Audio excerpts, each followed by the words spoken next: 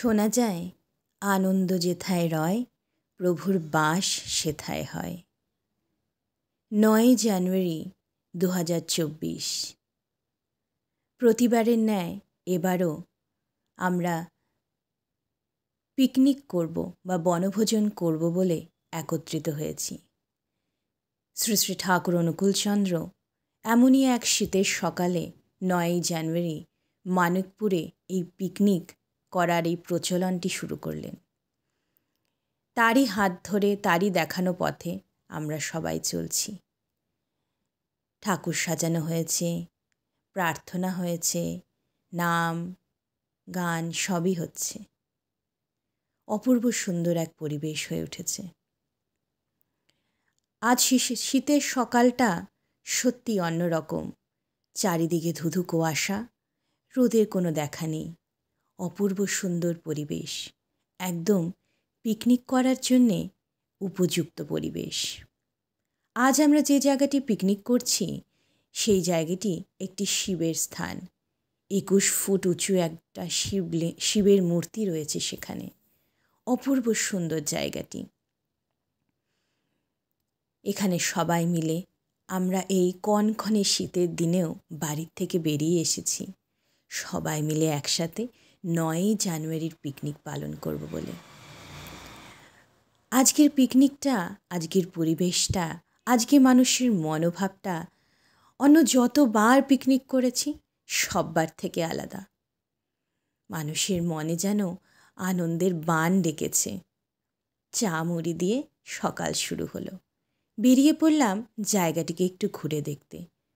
সুন্দর চা বাগান, অপূর্ব সুন্দর নদী, মানুষজন, গাছপালা সব যেন আজ আনন্দে মাতোয়ারা। আজকে যারা কাজ করছে এই পিকনিকের রান্নাবান্না, তাদের মুখেও হাসি, আনন্দ, খুশি, সবার যেন প্রাণে একটা স্ফূর্তি জেগে উঠেছে। তার কারণেই তো আজ পিকনিকটা স্মরণীয় হয়ে থাকবে। বললাম না, আগে যতবার পিকনিক করেছি তার থেকে এই পিকনিকটা অনেক অনেক আলাদা। প্রত্যেকটা মানুষের মনে, মানুষের হৃদয়ে আজ স্বয়ং শ্রী শ্রী ঠাকুর অনুকূলচন্দ্রের বাস ছিল। সবাই যেন আনন্দে আত্মহারা, সবাই যেন পাগলের মতন নিজেকে বিসর্জন দিয়েছে, এই আনন্দে গা ভাসিয়ে দিয়েছে এবং এই আনন্দে আত্মহারা হয়েছে। এত আনন্দের কথা যে বলছি, আপনারা হয়তো ভাবছে কেমন আনন্দ, কি হয়েছিল ওখানে। তাহলে আসুন আপনারাও দেখুন দীনদয়াল স্বামী কেমনভাবে আনন্দ করেন।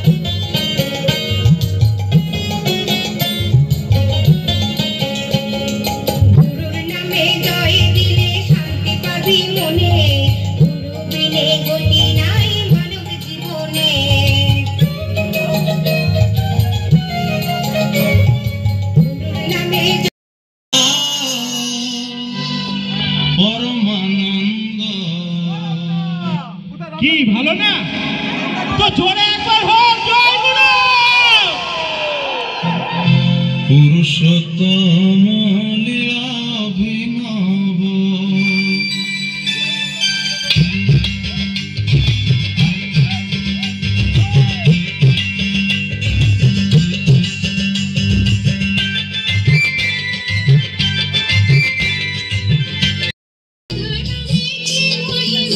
জয় গুরু।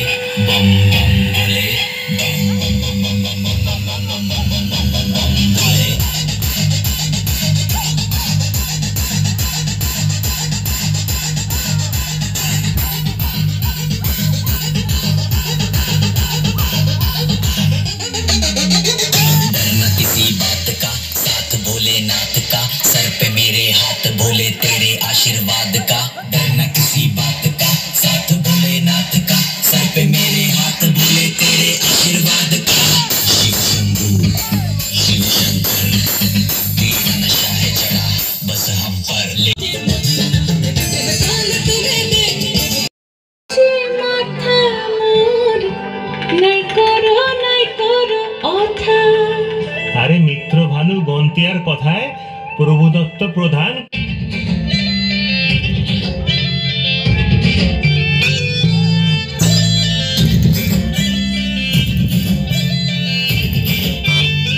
রঙ্গবতী রে রঙ্গবতী রঙ্গবতী রে রঙ্গবতী রঙ্গবতী রঙ্গবতী রঙ্গিলা অন্তরে হাউডবো তোমার কথা